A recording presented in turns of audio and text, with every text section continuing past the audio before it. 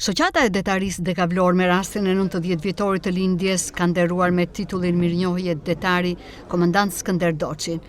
Malsori Deti, siç e njohin miqt, është nderuar në një aktivitet ku kanë marrë pjesë miq dashamirës koleg ish ushtarak nga qytete të ndryshme të vendit. Astrid Aliaj, kryetari i shoqatës së detarisë Dekavlor, thotë se ky vlerësim është më se i merituar për kontributin e komandant Doçit ndër vite në flotën detare. Sipas Aliajt, komandant Skënder Doçi është personifikimi i njeriu të veçantë, të denjë për nderim, trim dhe i përkushtuar për detyrën ndër vite.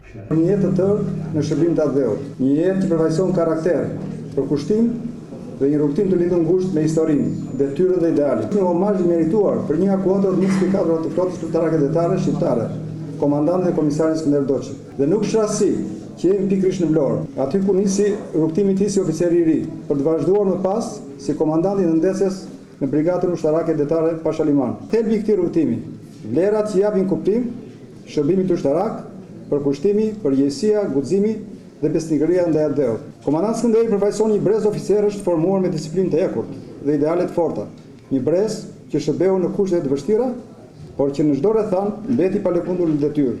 Ai mbetet një model drejtimi dhe komandimi, ku autoriteti buron nga shembulli dhe ku përgjegjësia ndaj njerëzve dhe misioni vendoset mbi gjithçka tjetër. Sepse ka momente kur historia nuk kërkon vetëm profesionalizëm, ajo kërkon karakter.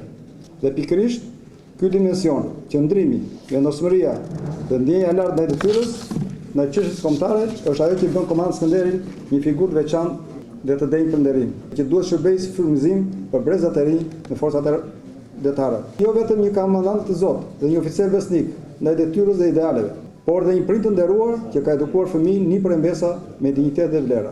Për të gjithë të pranishmit është shfaqur edhe një dokumentar i titulluar Malsori i Detit, i cili tregoi vlerat dhe kontributin e komandant Skënder Doçit në flotën detare. Gjinien e prezentës era shumë shërbej të gjimnaz. Atë mirë më shumë shumë mirë. Skënderi spikati për disiplinën, për kushtimin, fizikun dhe rezultatet e shkëlqyera. Titulli mirënjohje detari është akorduar komandant Skënder Doçit nga shoqata e detarisë Dekavlor për kontributin e vyer dhe të përkushtuar në flotën luftarake detare, dorëzuar nga kreu i kësaj shoqate. Komanda e forcës detare në shenjë respekti dhe mirënjohje për të gjithë kontributin e ndër vite për përkushtimin dhe sakrificën e komandantit Skënder Doçi, i jep certifikat mirënjohje me motivacionin. Certifikat mirënjohje i jepet kapiteni i rangit të parë në rezervë Skënder Doçi. Falënderim dhe mirënjohje për kontributin e dhënë ndër vite në forcën detare.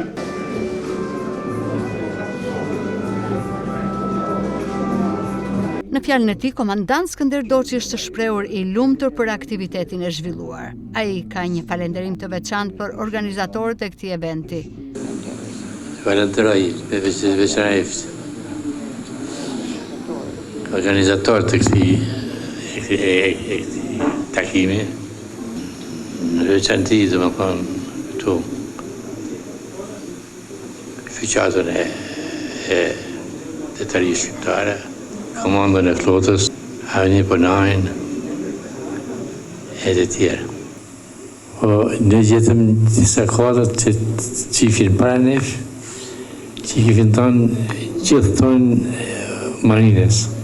Flota pati suksese, spati devijime, u modernizua, u kompletua, u përjesme me kuadrë, me njerëz, me teknikë luftarake. Skënder Doçi ka shërbyer në nëndetëse dhe ka qenë komandant i flotës detare për vite me radhë. Njëkohësisht ai ka qenë dhe deputet i Kuvendit të Shqipërisë.